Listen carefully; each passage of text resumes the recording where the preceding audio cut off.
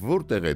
ճկունության եւ քաղաքական իմպոտենտության սահմանը։ Քաղաքական գործիչը գործիչ է, իսկ դիվանագետը ծառայող է, այնուամենայնիվ չմոռանանք։ Ամեն ինչը Ուկրաինայի շուրջ սկսվեց նրանից, որը բերեց Եվրոպայի թուլացման։ Հուսամ, որ այն ինչ տեղի ունեցավ Սպիտակ տանը, դաս եղավ նաև Հայաստանի Հանրապետության այսօրվա իշխանության ղեկավարին։ Հնարավոր է, որ մոտ ապագայում նման կերպ վարվեն օրինակ Նիկոլ Փաշինյանի հետ։ Չէ, արդեն ինձ վախացնում է, պարզվեց, որ սա կաշառքի արդյունք էր։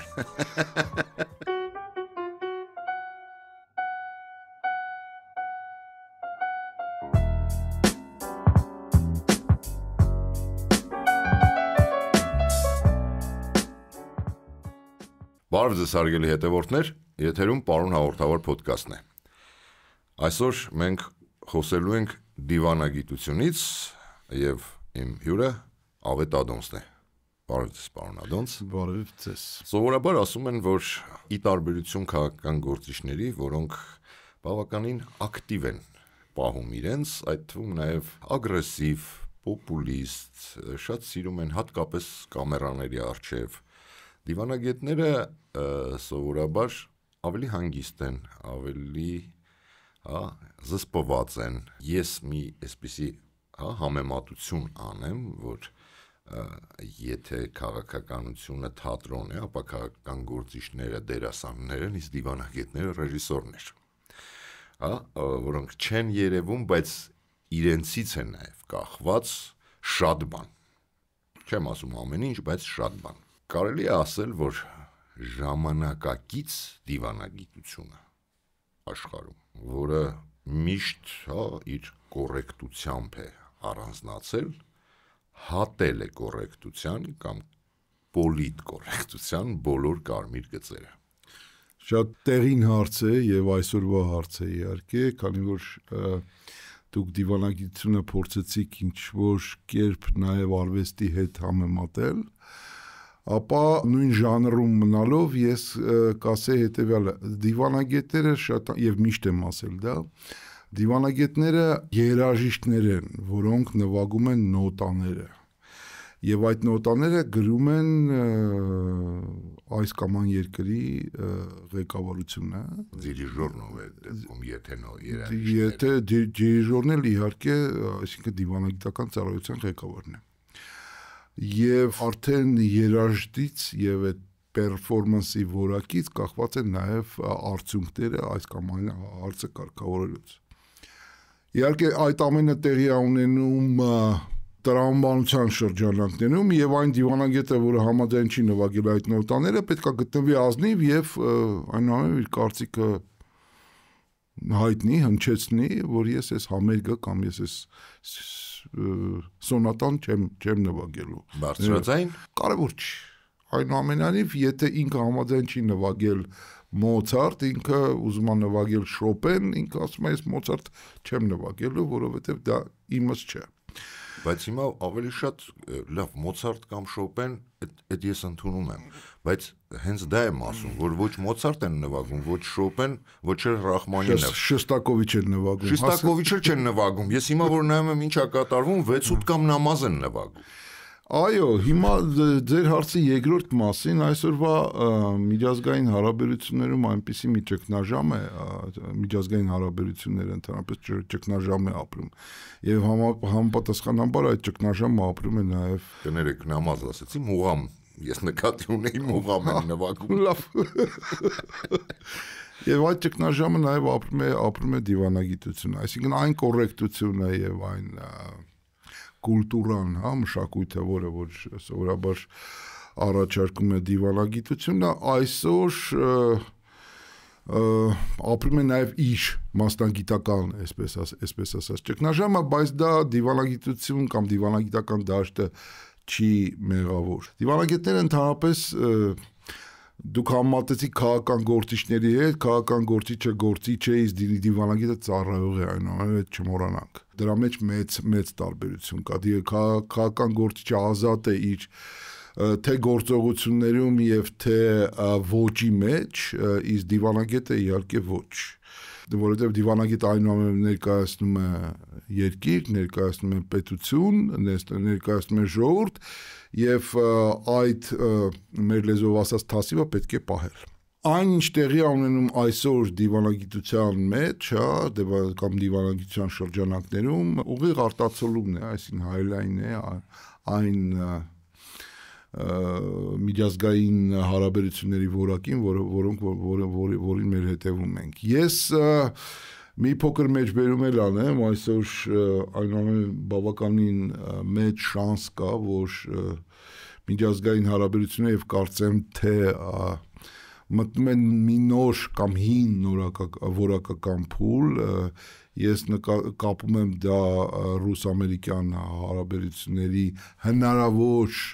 կարգավորման եւ այդ հեռանկարի հետ, երբ որ ասում եմ որակական փուլ, առաջին հերթին նկատի ունեմ կանխատեսելիություն, որովհետեւ կանխատեսելիությունը դա այն անհրաժեշտ ատրիբուտն է, որ ցանկացած բնագավառում անհրաժեշտ է դիվանագիտությունում մասնավորապես, իսկ Հայաստանի Հանրապետության համար պետության դիվանագիտության շրջանակներում այլընտրանք կանխատեսելիությանը եւ ազնվությանը ես չեմ տեսնում։ Նույնիսկ այս պահին, որովհետեւ բազմիցս ասել եմ, որ Հայաստանի Հանրապետության դիվանագիտությունը այսօր հաշվի առնելով թե ներքինը եւ թե աշխարհակաղականը պետք է լինի ճկուն, բայց միևնույն ժամանակ ազնիվ։ Քանի որ մեր հաղորդման շրջանակներում մենք նույն հարցերը տալիս ենք նաև ChatGPT-ին, ես այդ հարցը տվել եմ նաև ChatGPT-ին։ Մի անգամից լրացնեմ, որ այնուամենայնիվ ChatGPT-ին վստահ եմ, որ իմ կարծիքը չի համընկնի, ավելին քան վստահ եմ, որովհետև այնտեղ կրիտերիաները մի փոքր այլ են, մի փոքր միգուցե ավելի, ինչպես ասեմ, հավաքական են, քան նա ես ավետադունցս։ Կապ չունի, մենք ընդհանրապես լսում ենք, թեև նայած ոնց է հարցը տալի ChatGPT-ին։ Լինենք անկապ։ Նորից եմ կրկնում, հարցը հետևյալն է, կարելի է ասել, որ ժամանակակից դիվանագիտությունը կոռեկտության կարմիր գծերն անցնում է։ Այո, կարելի է ասել, ասում է ChatGPT-ն։ Այսօր, որ ժամանակակից դիվանագիտությունը երբեմն անցնում է կոռեկտության կարմիր գծերը կախված քաղաքական շահերից, միջազգային ճնշումներից եւ նոր մեթոդների կիրառումից։ Այնպես չի, որ ինքը ուրիշ բան է ասում։ Արդի դիվանագիտությունը հաճախ ձևախեղվում է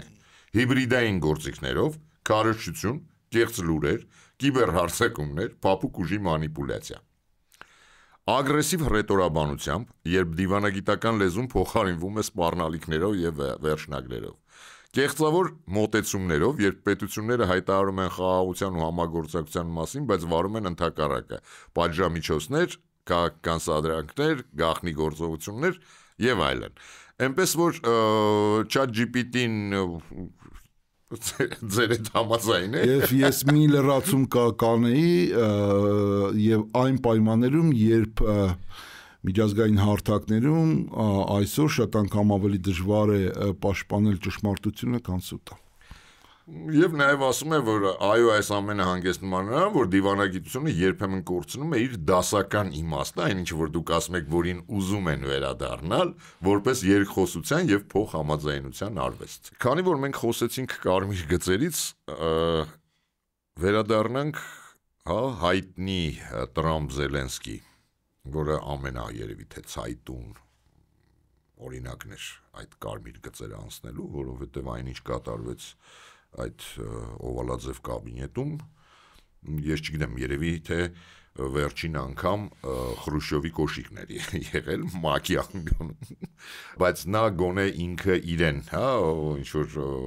թեև սպառնում էր այդպիսով ՄԱԿ-ի անդամ տարբեր երկրների, բայց այնուամենայնիվ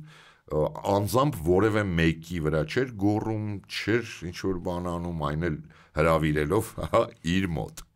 Ինչպես դուք կբնութագրեք սա եւ ինչ էր սա ընդհանրապես դիվանագիտության պատմության մեջ։ Աննախադեպ մի դեպք էր եւ բայց մյուս կողմից պետք է նաեւ ինձ հակասեմ, ինձ հաջողվեց այնուամենայնիվ դա տեսնել։ Ես երբեք չէի պատկերացնի, որ նմանատիպ զարգացում ինձ կհաջողվի տեսնել դոկումենտալ ձևով հետևել ուղիղ եթերում, նույնիսկ ուղիղ եթերում, այո, սա մի բացառիկ իհարկե զարգացում էր, դիվանագիտության կանոնների առումով սա իհարկե անընդունելի էր, այսինքն քան էլ որ լինեն տարաձայնություններ դիրքորոշումների մեջ, այս կամ այն օրակարգով,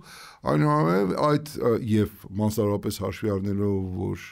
հանդիպումը տեղի ունենում ամենաբարձր մակարդակով, ես նկատել եմ նախագահների մակարդակով, որից մեկը Ամերիկայի Միացյալ Նահանգների նախագահն է, մամուլի ներկայության պայմաններում նմանատիպ էմոցիաներ օգտագործելը երկու պատճառ ունի, երկու կամ օպցիա, այսպես ասենք։ Համար 1 դու չունես այն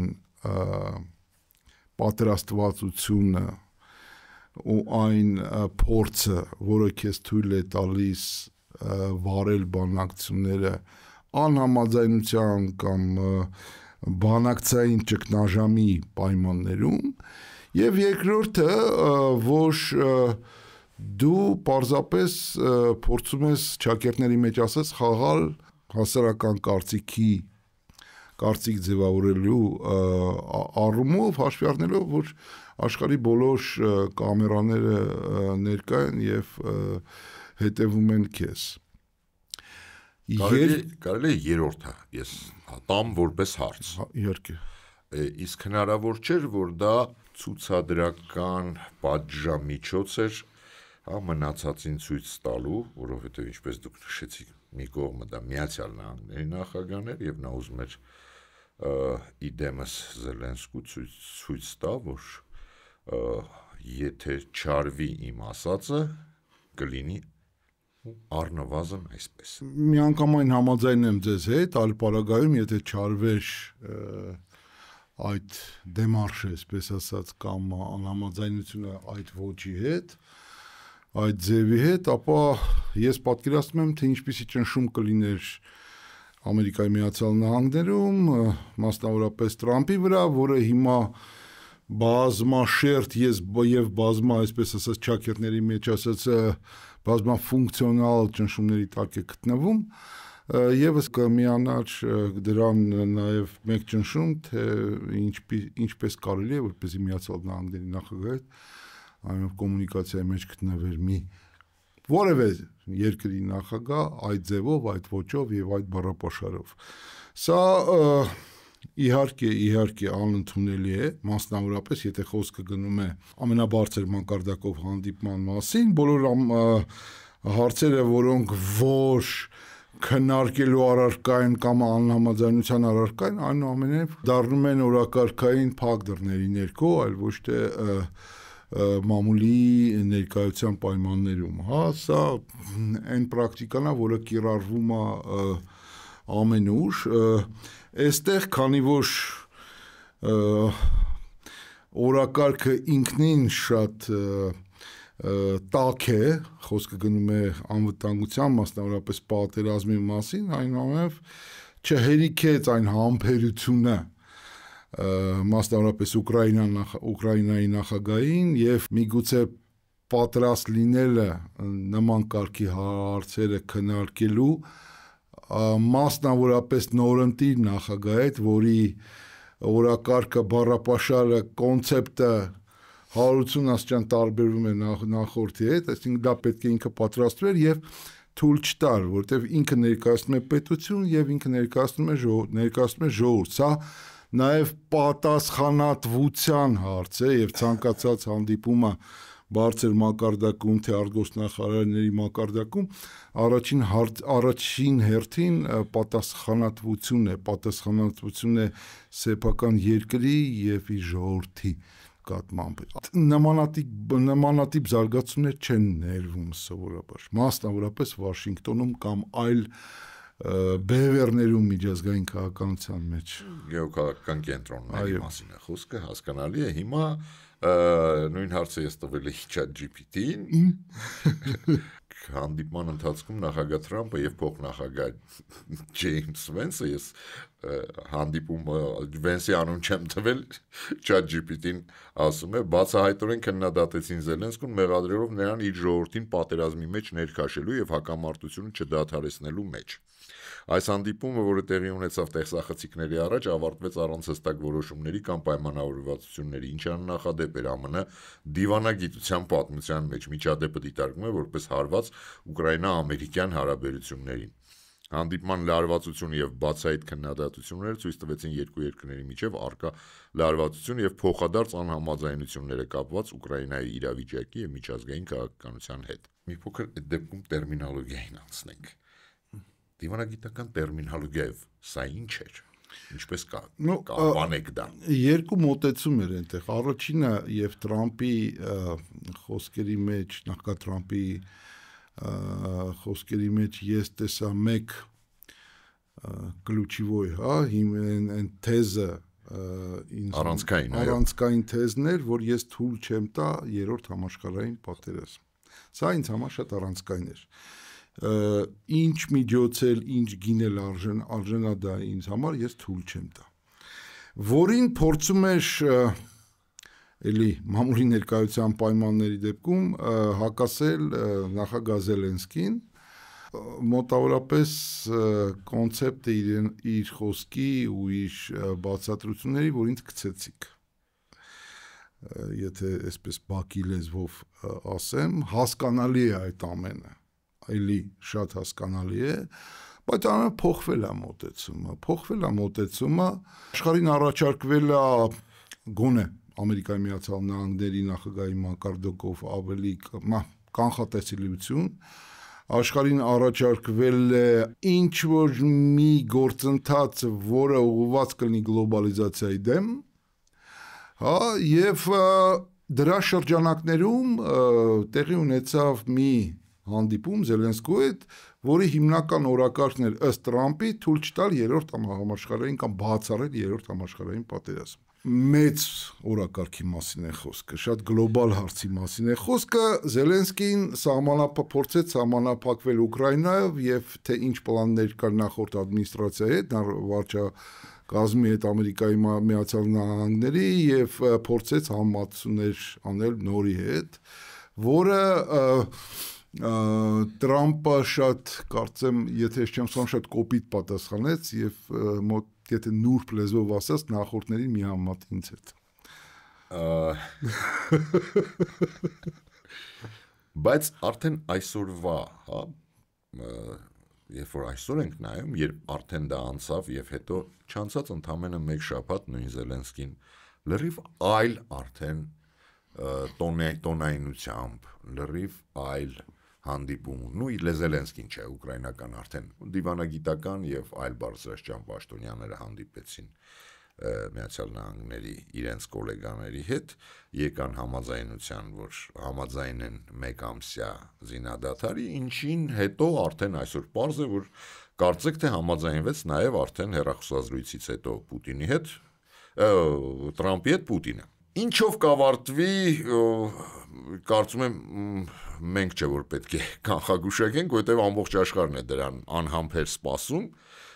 բայց քանի որ այդ փաթեթի մեջ ես կարծում եմ այդ բացառելով երրորդ համաշխարհայինը գլոբալիստներ, հակագլոբալիստներ այս պայքարի մեջ այդ փաթեթի մեջ մենք նվաստներս էլ ենք մտնում, ես այդպես ենթադրում եմ, եթե դուք ինձ կուղեք, եթե այդպես չէ, հա, խոսքը հարավային Կովկասի հակամարտությունն է, Սիրիայի հակամարտությունն է, ինչ եք կարծում, հնարավոր է, որ մոտ ապագայում նման կերպ վարվեն օրինակ Նիկոլ Փաշինյանի հետ, այս կամ այն կաբինետում, էական չի որ կաբինետում։ Նախ, քանի որ սկսեցինք ռուս ամերիկյան երկխոսությունից, այնուհետև հարցի պատասխանել սկսեմ դրանով, այսօրվա դրությամբ եւ երեկվա հեռախոսազրույցից հետո պարզ դարձավ, որ Պուտինն ու Թրամփը քննարկման առարկա են դարձրել ոչ թե միայն Ուկրաինայի հարցը, այլ իրենք քննարկման առարկա են դարձրել մի մեծ միջազգային օրակարգ, ինչպես նաև ռուս-ամերիկյան հարաբերությունները, հա, այնտեղ թե press release-ում, որը որ մենք կարդացինք, թե ամերիկյանը եւ թե ռուսականը, որոնք որ այնուամենայնիվ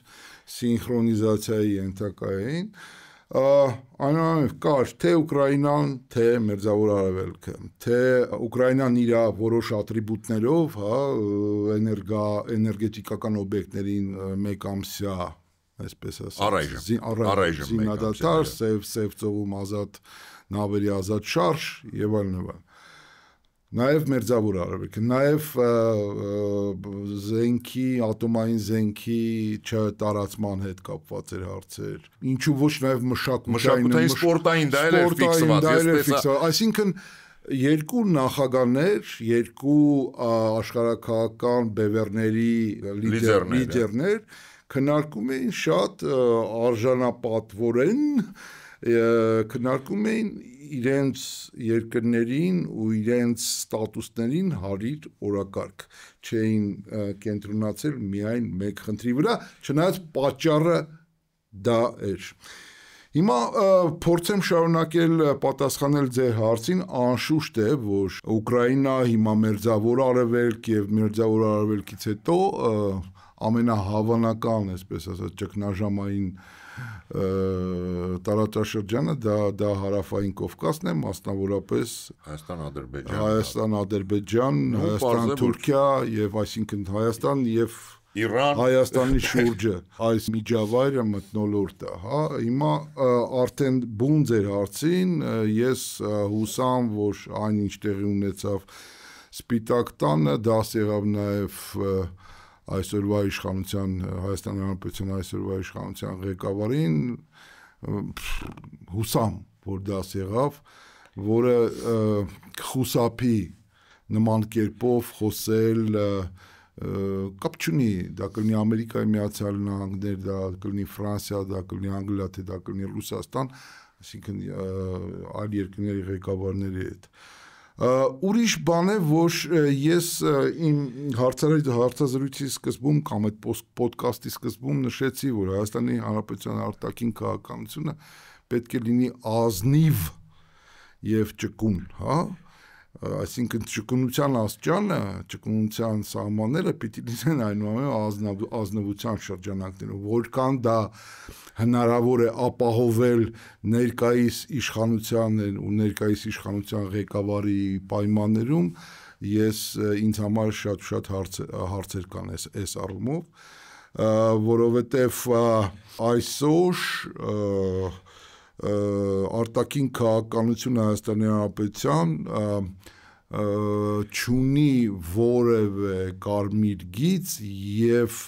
չունի այն տրամաբանությունը, որը ենթադրում է ազգային շահի պաշտպանություն։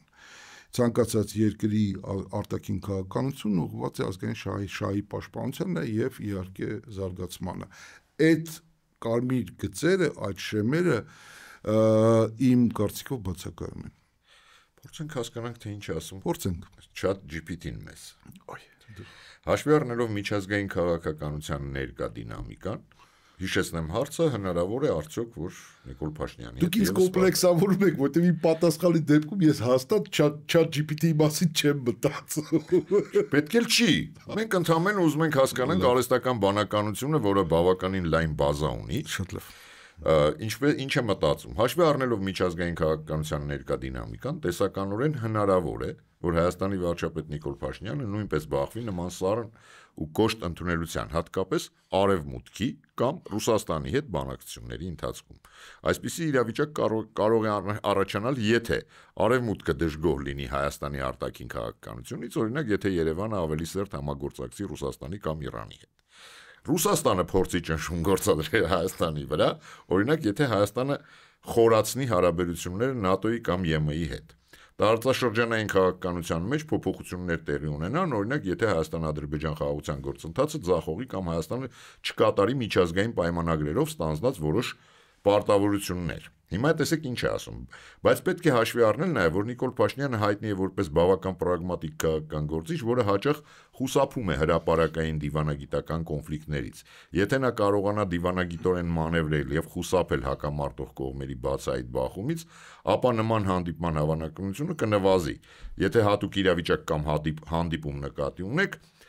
կարող ենք ավելի կոնկրետ վերլուծել, ինքն է ասում։ Հիմա տեսեք, մի կողմից ասում է, այո, եթե արևմուտքը ճնշում կգործադրի, եթե հանկարծ Ռուսաստանի հետ սերտանա, հատկապես արդեն բավականին այս հարաբերությունների սառեցումից հետո։ Եթե գնա ԵՄ կամ ՆԱՏՕ-ն հիմա մի քիչ արդեն Տրամպի այս հայտարարություններից հետո ավելի քիչ հավանական է, բայց ԵՄ-ն դեռ համենայն դեպս օրակարգում է, ազգային ժողովում ճիշտ է հետաձգեցին քննարկումը, բայց այնուամենայնիվ դեռ առաջին ընթերցումով ընդունվել է,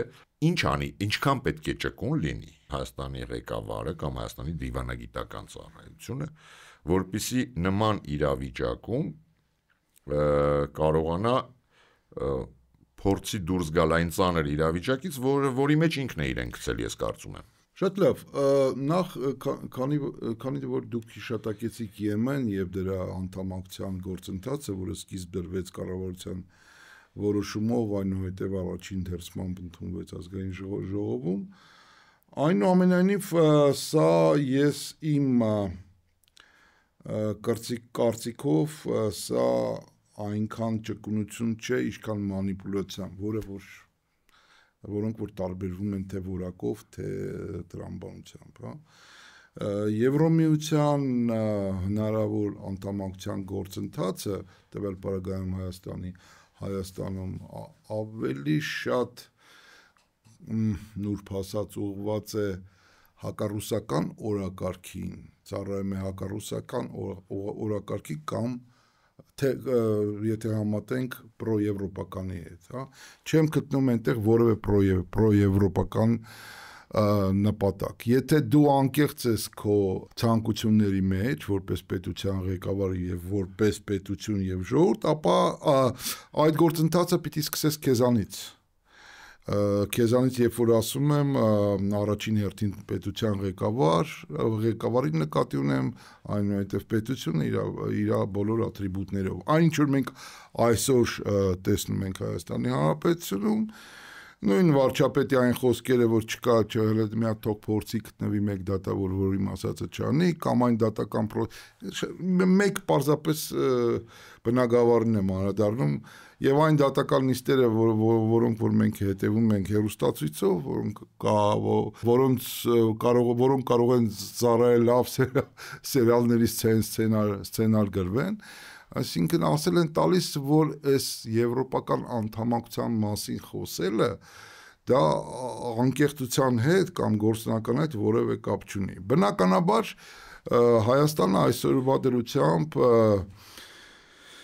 ես չեմ վախենա այդ խոսքից ասել եւ սա դիվանագիտական խոսք չէ, բայց անոնով օգտագործվում է հակառուսական նպատակներով եւ հակաիրանական մեզ ինչ դրանից Հայաստանից մենք պետք է հասկանանք որ դա մեզ համար միայն եւ միայն դժվարություններ է, դա միայն եւ միայն խնդրեմ է եւ որևէ երկիր, եթե կառուցում է իր արտաքին քաղաքականությունը հականների սկզբունքի վրա, ապա այն տապալվելու է, ոչ թե չի կարելի դասագրքային ճշմարտություն է, որ հականների հիման վրա, հակասկզբունքի վրա կառուցել արտաքին քաղաքականություն բացառվում է։ Տվյալ պարագայում փորձում են կառուցել եւ զարգացնել մեր հարաբերությունները արևմուտքի հետ, արդեն Եվրոպայի հետ, փչացնելով եւ ցածրացնելով Ռուսաստանի հետ մեր հարաբերությունների մակարդակը։ Ապագա չունեցող կոնցեպտ է, սա արդյունավետությունից զուրկ կոնցեպտ է, այսինքն Ես ներողություն եմ խնդրում, ես կարծում եմ ChatGPT-ին մեզ կների, որ մի պահ իրեն մոռանանք, քանի որ դուք եղել եք Եվրամիությունում մեր դեսպանը, եւ շատ ավելի մոտիկից գիտեք ինչ է Եվրոպան, ես ուզում եմ հարցնել մի այսպիսի բան, ես ինքս հասկանում եմ, որ չի լինում, հա, այնպես որ մարդիկ ընկերություն անեն, ամուսնանան կամ, չգիտեմ, հարազատություն անեն, եթե դա միակողմանի է։ Այսինքն երկրորդ կողմը եթե չի ուզում, անհնար է այդ միությունը։ Բայց ես ուզում եմ, որ հետևորդներին ասեք, թե նախ ինչեր է պետք, որպեսզի համապատասխանի Հայաստանը, հա, ինչ պայմաններ է, այն պայմանները, որպեսզի Հայաստանը համապատասխանի Եվրոմիության անդամ դառնալուն, եւ ինչքան գումար է պետք, որպեսզի կարողանանք այնուամենայնիվ, եթե այդ պայմանները մենք ապահովենք, ինչքան գումար է պետք, որպեսզի մենք կարողանանք ապահովենք այդ պայմանները։ Գիտեք, պայմանները սևով սպիտակի վրա գրված են։ Հա, իհարկե։ Միությանը անդամակցելու համար պետք է բավարարես դրան կոպենհագյան կրիտերիաներն են, որոնք պետք է բավարարես, թե բյուջեն դրա ինչքան է, նայած որ մակարդակում ես գտնվում, հա, այսինքն սա մի Դե Հայաստանի այս մակարդակը հաշվի առնելով ես դա ժամկետ բարեփոխումների արդյունք պետք է լինի եւ խոսքը գնում է ոչ թե միայն ժողովրդավարական, քաղաքական բնագավառներին, այլ նաև տնտեսական, ներքին գործերի, միգրացիոն։ Մի պահ մենք տեսանք ինչ էր կատարվում Հունաստանում եւ Իսպանիայում, որոնք արդեն Եվրամիության անդամ են եւ դրա բյուջեն միջև հիմա Թուրքիան փորձում է անդամակցել, հա, փորձում է անդամակցել, բայց այնտեղ 27 թե 28 տարի արդեն կան անհամաձայնություններ են։ Բայց այդ անդամակցության գործընթացը դե յուրե սկսվում է փոխհամաձայնության արդյունքում եւ իրականացվում է այդ ծրագիրը անդամակցության համատեղ Եվրոպական միության հետ, հա, դասագրքերում այդպես է գրված, եւ այդպես էլ արել են, թե բոլորը մեր Բալթյան երկրները, թե Արևելյան Եվրոպայի երկրները կամ Եվրոմիության նոր անդամները։ Անգամ Շվեդիայի ու Ֆինլանդիային, չէ, Շվեդիան ու Ֆինլանդիան անդամ էին, անդամ չէ, անդամակցեցին ՆԱՏՕ-ին, Նորվեգիան չի անդամ, եթե չեմ շփոթվում, եւ Շվեյցարիան չի անդամ։ Այո, դե Շվեյցարիան տրադիցիոն փորձում է պաշտպանել իր թեև Շենգենի մեջ մտավ, բայց այսպես տրադիցիոն նեյտրալ ստատուսը կարգավիճակը ուզում է այնուամենայնիվ կոնսերվատիվ հայացքների տեր Շվեյցարիան ուզում է պահպանել, բայց դե ֆակտո ինքը մեջն է։ Ես նկատի ունեմ Շվեյցարիան, թե Շենգենով, որը ենթադրում է թե կապիտալի ու մարդկանց ազատ ելումուտ այսինքն շարժ, եւ թե առևտրի եւ տնտեսական հարաբերությունների առումով, հա, այսինքն ազատ առևտրի պայմանագրեր, պայմանագիր, մաքսային միության անդամակցություն Եվրոմիության հետ, որը որ տնտեսական առևտրային հարաբերությունների ամենաբարձր, այսպես ասած, շեմն է, բայց մեզ հետ, եթե վերադառնանք մեզ, Հայաստանից որևէ մեկը չի հրավիրել, սա ծեծված թեմա է, շատ են խոսել դրա մասին, մասնավորապես վերջի մեկ ամսվա ընթացքում ենթադրենք ազգային ժողովում քվեարկեցին երկրորդ ընթերցման պես։ Հետո ինչ դրա համար փորձեցի իմ պատասխանը հենց սկզբում կարծիքս եւ դիրքորոշումս հնչեցնել, որ սա ավելի շատ կրում է հակառուսական բնույթ։ Ենթադրենք կրեց հակառուսական։ Դրա արդյունքը որևէ մեկը չի սպասում, որևէ մեկը որևէ արձագանք չի հնչեցնում կամ չի ներկայացնում, երբ որ ես ասում եմ որևէ մեկ առաջին հերթին նկատի ունեմ Եվրոպական միությունների ինստիտուտներով, հանձնաժողով, պարլամենտ, խորհուրդ եւ անդամ 27 երկրները հաշվի առնելով, որ Մեծ Բրիտանիան արդեն դուրս եկավ Brexit-ի արդյունքում, հա։ Սա ինքնագործունեություն է միգուցե նորից չեմ տեսնում այստեղ անկեղծ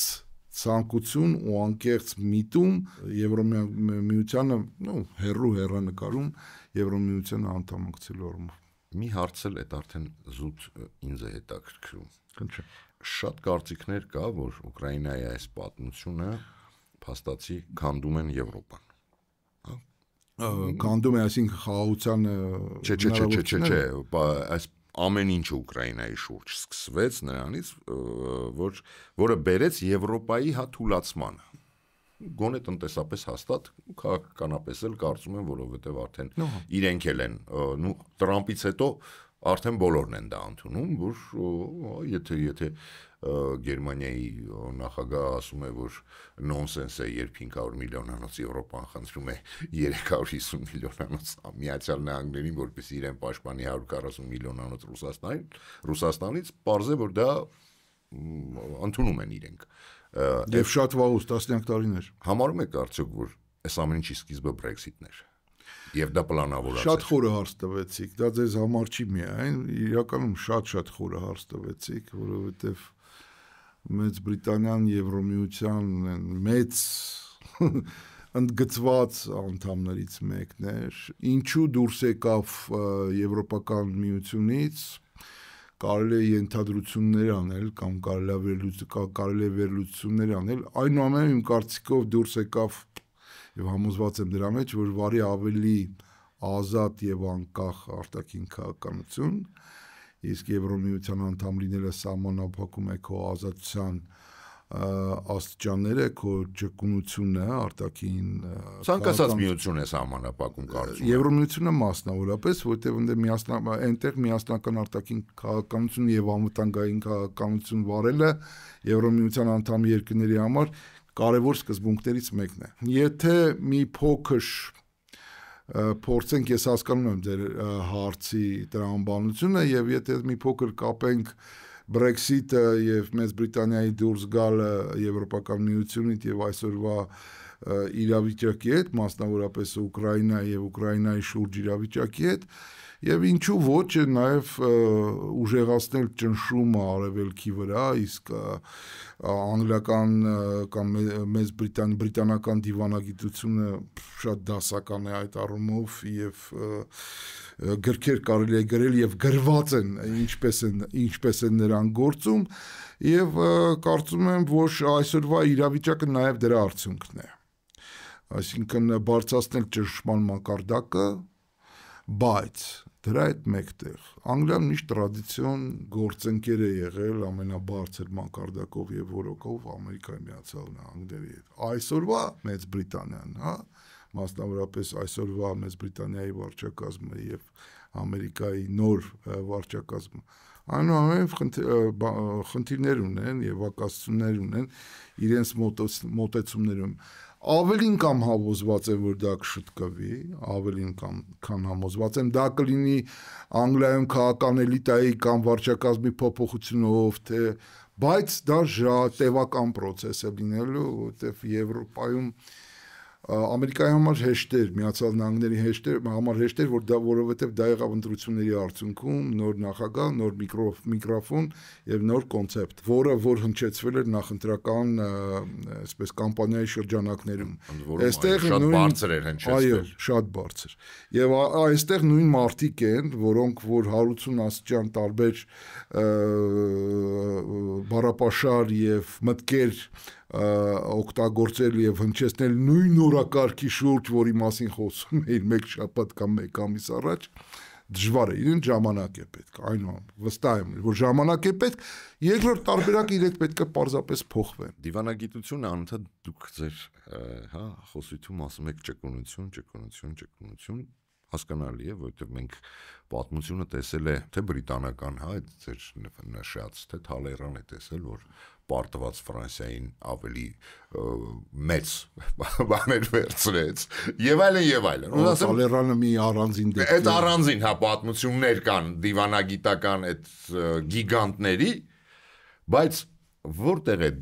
ճկունության եւ քաղաքական իմպոտենտության սահմանը։ Քաղաքական իմպոտենտությունը ճկունություն չի, քաղաքական իմպոտենտությունը իմպոտենտություն է։ Այդ եմ ասում, հիմա որ ճկունեն թե պարզապես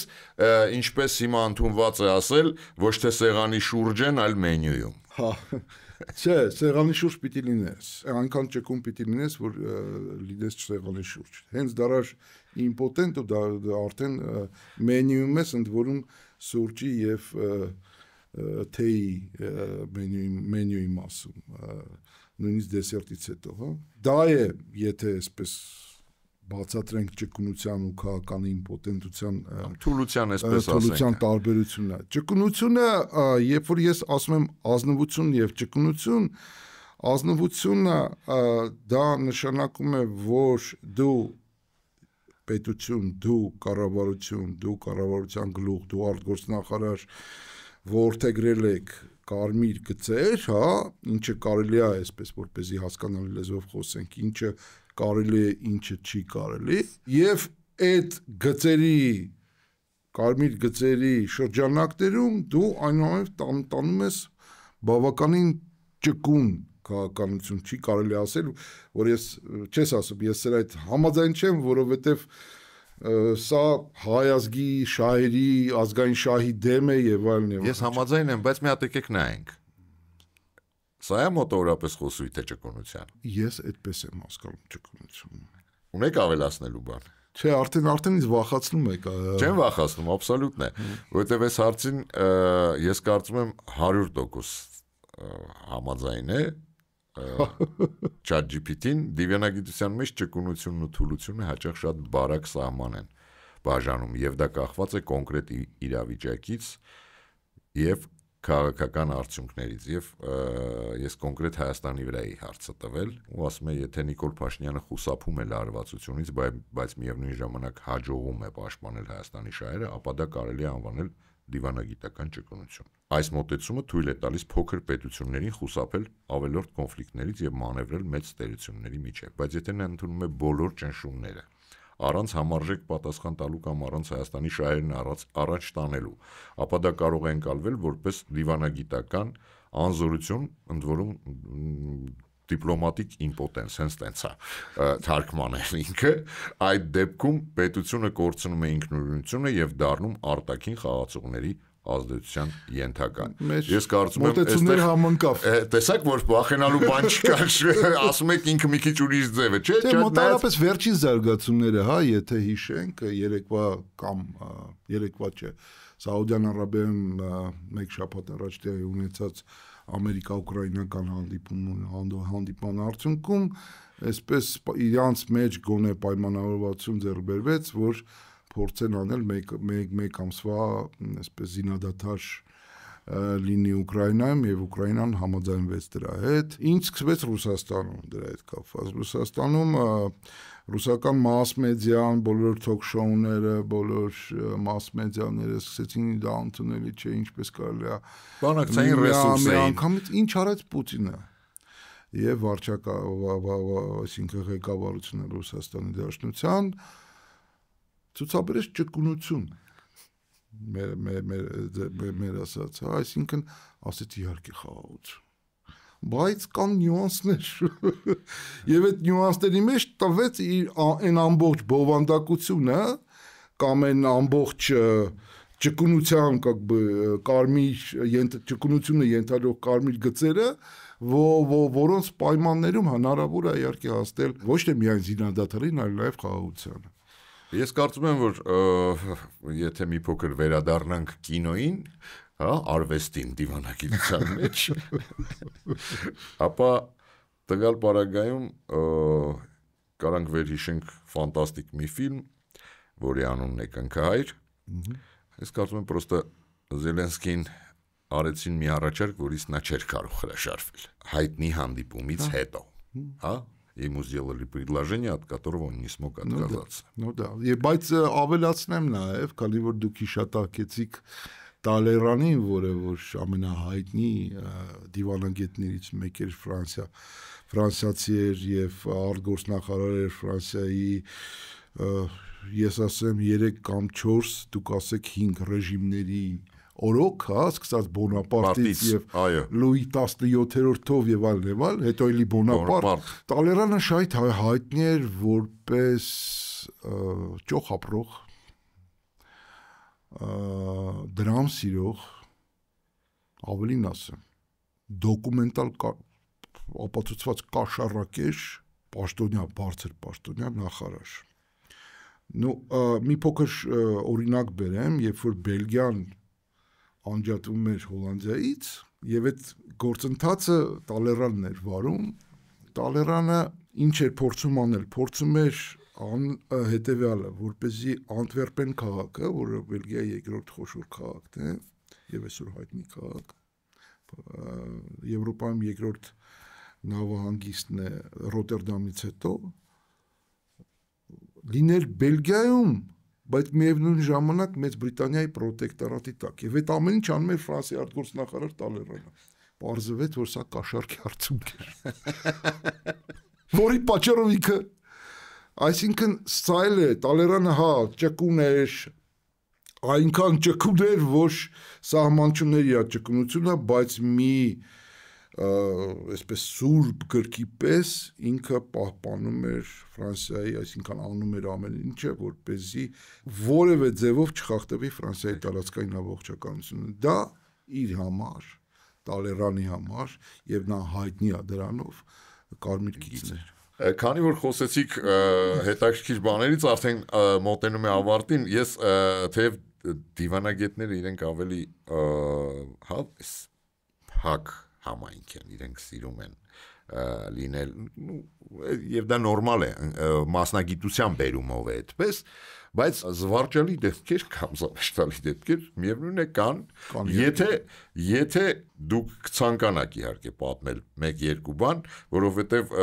այսպես մենք այդ հայտնի Խրուշչովի կոշիկ խփելը գիտենք, ես միշտ դնում նայում եմ եւ շատ զվարճանում եմ հայտնի Լավրովի խոսքից դեբիլի բլյաջ այսպիսի սկանդալներ հայկական դիվանագիտության պատմության մեջ եղել են թե ոչ։ Ոչ միգուցե ոչ այդպիսի, բայց ինչ որ մի սկանդալ կամ զվարճալի իրավիճակ։ Զվարճալի իրավիճակ մեր հայտնի փորձենք թեթև փակել։ Թեթև փորձեմ փակել եւ իսկապես հումորով լի սյուժե է։ Շատ լավ ընկեր ունեինք, գործընկեր, ավակ ընկեր, մտերիմ ընկեր Արման Ջոնի Կիրակոսյանը, որը եղել է թե փոխարտգործնախարար, առաջին փոխարտգործնախարար, որը գենետիկ դիպլոմատ է։ Գենետիկ դիպլոմատ է Ջոն Կիրակոսյանի հայտնի Ջոն Կիրակոսյանի որդին է, որը աշխատել է կամ ծառայել է ավելի շուտ դեսպան, որպես դեսպան թե Հունաստանում, թե Միացյալ Նահանգներում եւ թե Մեծ Բրիտանիայում։ Հեղինակությունը 100% չկա մեկ դիվանագետ որ չկար, որը որ չհարգեր այդ մարդուն եւ չլսեր իր խորհուրդը։ Մեզ համար, քանի որ մենք, ես նկատի ունեմ իմ եւ իմ գործընկերները, քանի որ մենք միասին սկսեցինք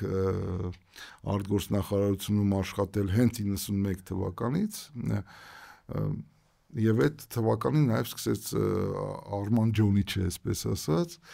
որը անմիջապես նշանակվեց փոխարտգործնախարար, առաջին փոխարտգործնախարար, նախարարն էր Ռաֆի Հովհաննիսյանն էր, թե տարիքային տարբերություն կար Արման Ջոնչի հետ, ես 5 տարվա տարբերություն կար, բայց ավարտել էինք նույն դպրոցը, ապրում էինք հարևանությամբ, շատ ընդհանուր բան կար եւ անմիջապես հարաբերությունները վերափոխվեցին ընկերության, այսպես բավականին սերտ եւ ընտանիքներով էինք ընկերություն անում։ Լավ, դրա մասին չէ, բայց աշխատում է Ամերիկայի Միացյալ Նահանգներում, ես էլ արտգործնախարարություն ունեմ, դեսովորաբար դեսպանությունը, դիվանագետները, նույնիսկ դեսպանները ունեն իրանց ազատության աստիճանը, բայց ինչ-ինչ հարցերում անհրաժեշտություն է այս կամ այն հանձնարարական, այս կամ այն ինստրուկցիան անել թե չանել, ուրիշ բան է, թե որքան է դիվանագետը կամ դեսպանը կրեատիվ, ինքը միաժամանակ առաջարկում է ինչ անել, սենց բան կա անելու, ես առաջարկում եմ այս ձև անենք, բ այս ձև կանենք, որը նպատակարար եմ գտնում ձեր հանձնարարականն եմ ուզում լսել, սա թե հեշտացնում է Երևանին արտգործնախարարությունը եւ թե ցույց է տալիս այնուամենայնիվ իր պատրաստվածության արժանը եւ որակը։ Հիմա ես հիշում եմ այն օրը, որ այն ժամանակ ֆաքս էր, այն ժամանակ ոչ մեյլ կար, ոչ բան կար, ստանում ենք օֆիս ունեմ ու ֆաքս ունեմ, այդ հայտնի բաներ 90-ականների սկզբին։ Մեկ էլ բան է, որ կոմպյուտերները նոր սկսեցինք օգտագործել, ասում է այդ եղիդ կնոպկան սխմի, եղիդը էքսիտն է։ Եվ ստանում ենք մի ինչ-որ գրություն, այդպես հումորի մեջ իհարկե, որին կից հրավեր է դրա, կից գրությունով, կից ուղարկում եմ հրավեր, խնդրում եմ ձեր հանձնարարականը մասնակցել, թե չէ։ Ու տակը մի հատ մեծ ժպիտ, էլի, չհասկացա, չնայում ենք։ Diplomatic Gay Club of United States։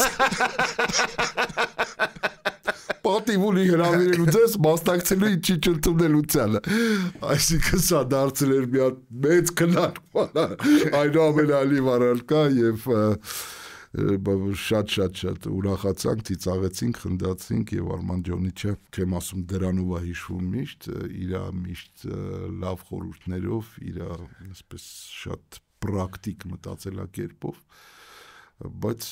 հիմա փորձեցի մի փոքր տրամադրություններս բարձրացնել ու մի քիչ թեմայից դուրս գանք դիվանագիտական, բայց նաև զուգահեռ։ Պարոն Ադոնց, շնորհակալություն հետաքրքիր զրույցի համար։ Հուսով եմ, որ մեր դիվանագիտական կորպուսում Արման Կիրակոսյանի նման դիվանագետներ շատ կլինեն, որովհետև կարծում եմ հիմա հենց մենք դրա պակասն ունենք։ Որ կլինեն, ես վստահ եմ։ Շնորհակալություն, իսկ մեր հետևորդներին մնում է ասել, որ չմոռանան սեղմել բութմատը, զանգակը, այդ էլ փողով չի արեք էլի ժողովուրդ։ Ու մեկ էլ միանան Patreon-ին, այդ արդեն փողով է։ Կհանդիպենք մեկ շաբաթից։